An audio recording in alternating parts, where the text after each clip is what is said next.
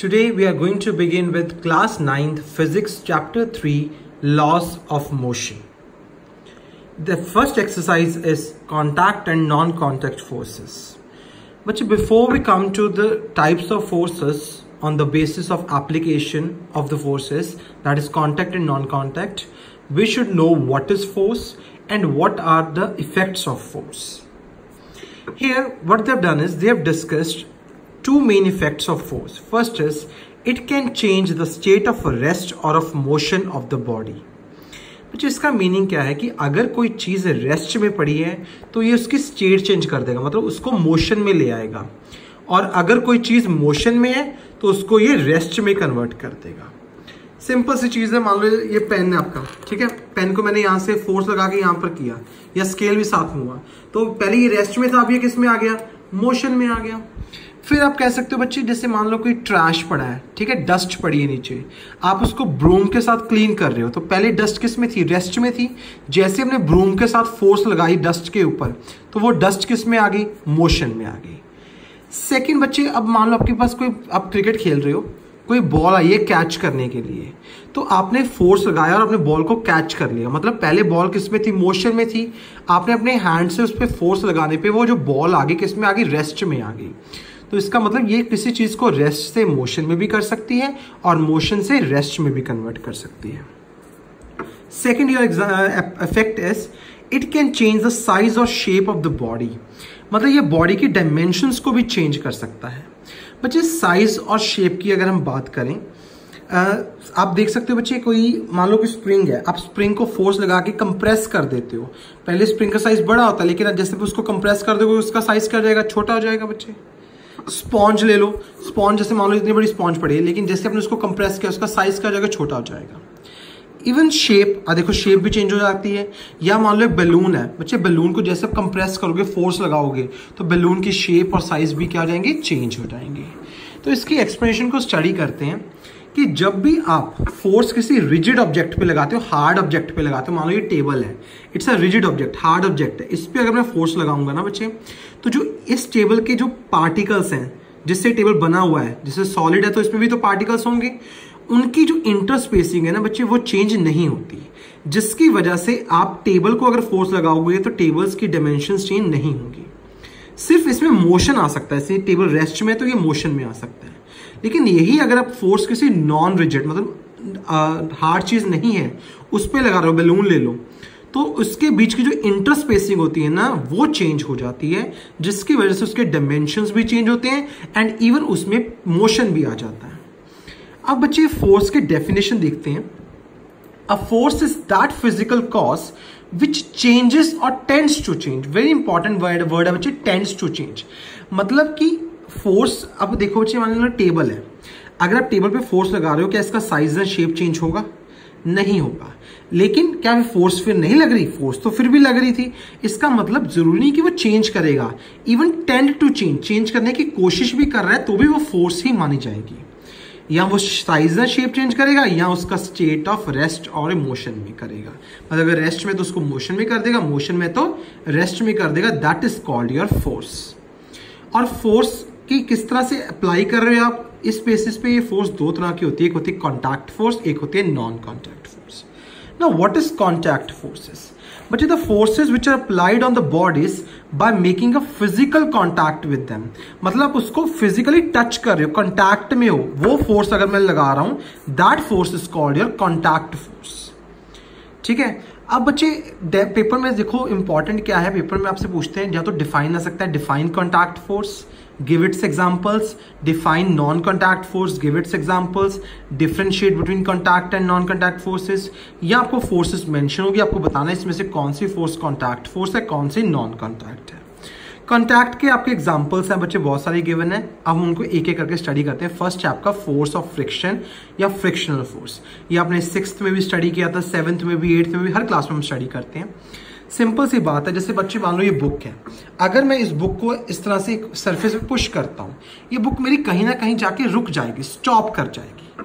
क्यों? क्योंकि बच्चे कोई ऐसी एक फोर्स लग रही है इस बुक के ऑपोजिट, जो इसको स्टॉप करती है। व्हाट दे सेइंग इज कि जब भी कोई बॉडी स्लाइड करती है, रोल करती है किसी रफ सरफेस के ऊपर, एक इसके ऊपर फोर्स लगती है in a direction opposite to it. ये रिमेंबर रखना है, इसे उल्टी डायरेक्शन में लगती है। अगर ये जा रहा है, मान लो लेफ्ट टू राइट जा रहा है, तो फ्रिक्शनल फोर्स लग रही है राइट टू लेफ्ट लग रही है, ऑपोजिट लगेगी, और उसको हम बोलते हैं फ्रिक्शनल फोर्स या फोर्स ऑफ फ्रिक्शन। जैसे ये एग्जांपल है, आपने बुक को इस तरफ पुश कर रहे हो, लेकिन फोर्स ऑफ फ्रिक्शन उसके ऑपोजिट इस तरफ को लगेगी। इज इट क्लियर बच्चे? Then second is your normal reaction force. ये भी आपकी कॉन्टैक्ट फोर्स है, बड़ी इजी बात है। मान लो जैसे ये बुक है आपके पास पड़ी, ठीक है, जहां मान लो जैसे इसने एग्जांपल ये अपने पाम पे आपने क्या किया, कोई लोड पड़ा, बॉक्स पकड़ा हुआ है हमने, तो आपको पता है उसका जो वेट होता है, वेट इज ऑल्सो फोर्स। वो हमेशा कहां पर लगता है बच्चे? नीचे को। रिमेंबर, वेट क्या होती है? एक तरह से फोर्स होती है जिससे किसी बॉडी को अर्थ अपने सेंटर की तरफ क्या करती है? अट्रैक्ट करती है। रिमेंबर दैट, ठीक है। तो इसका जो वेट है या फोर्स है वो भी नीचे को लग रहा है, लेकिन बच्चे हमारे हाथ से एक रिएक्शन लगेगी, वो ऑपोजिट लगेगी ऊपर को। रिमेंबर दैट बच्चे। अब मान लो जैसे बुक पड़ी है, टेबल के ऊपर पड़ी है, ठीक है। अब ये क्या करेगी? बुक क्या लगाएगी? एक्शन लगाएगी नीचे को, ठीक है। तो बच्चे अगर, क्योंकि इसका वेट नीचे को है बच्चे, तो ऐसा भी तो ये टेबल भी तो नीचे गिरना चाहिए था, क्योंकि इसका वेट नीचे को लग रहा है, एक्स्ट्रा चीज लग रही है। लेकिन बच्चे टेबल क्या करता है? टेबल एक इक्वल एंड ऑपोजिट रिएक्शन लगाता है इस बुक के ऊपर, जिसकी वजह से हमारा जो ये बुक है इस टेबल को नीचे पुश करने नहीं देती। सो ये जो फोर्स लग रही है that is called your normal reaction force. जो जैसे इस केस में पाम लगा रहा है इस बॉक्स के ऊपर, इस केस में टेबल लगा रहा है बुक के ऊपर। और इसको नॉर्मल क्यों बोलते हैं? क्योंकि बच्चे यहाँ पर पेंडिकुलर लगती है, स्ट्रेट लगती है, ठीक है, 90 डिग्री का एंगल बना के वहां पर। Then third is your tension force. बहुत ईजी है बच्चे। अब जैसे मान लो आपने एक स्ट्रिंग से या रोप से एक बॉक्स को हैंग किया हुआ है, ठीक है। आप देखोगे बच्चे वो जो रोप है ना बिल्कुल स्ट्रेट होती है। स्ट्रेट होती है ना, क्यों? क्योंकि अगर जो इसके वेट नीचे को लग रहा है, इसके ऑपोजिट टेंशन इस रोप में आ जाती है, जिसकी वजह से ये रोप है बिल्कुल स्ट्रेट हो जाती है। इवन अपने पुलिस सिस्टम, जब आप वेल से कुएं से पानी निकालते हो, आपने देखा होगा जैसे आप बकेट को बीच में थ्रो करते हो तो वो रोप बिल्कुल स्ट्रेट हो जाती है। क्यों? क्योंकि उस रोप में क्या डेवलप हो जाती है बच्चे? टेंशन डेवलप हो जाती है।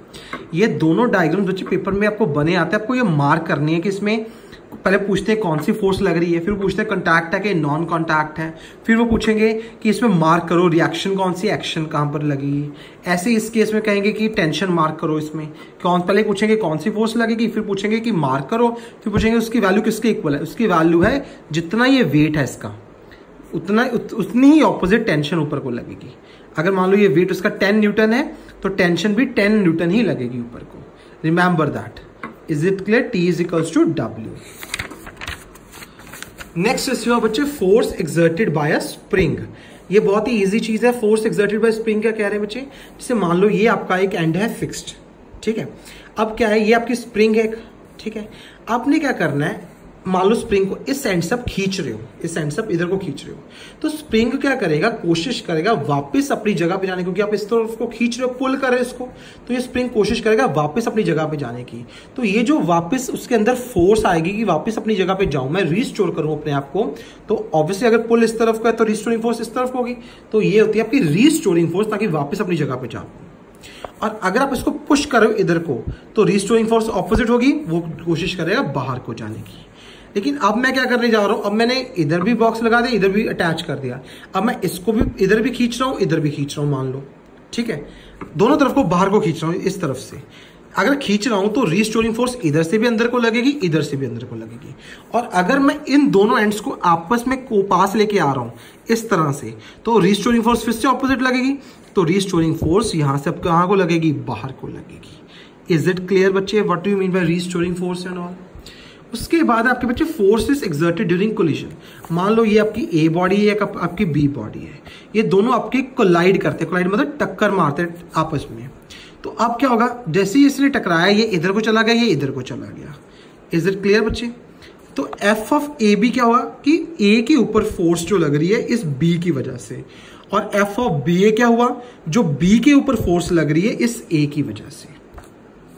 आई गेस इट इज क्लियर बच्चे। ये भी तो एक दूसरे के कॉन्टैक्ट में आ रहे हैं, इसलिए हम इसको क्या बोलते हैं? Contact forces. Next your topic is your non contact forces. The forces experienced by the bodies even without being physically touched. मतलब फोर्स अभी भी लग रही है, लेकिन हम उनको फिजिकली इस तरह से फिजिकली टच नहीं कर रहे, उन फोर्सेस को हम कहते हैं नॉन कॉन्टैक्ट फोर्सेस। और ये सिर्फ 3 होती हैं, gravitational, electrostatic and magnetic force.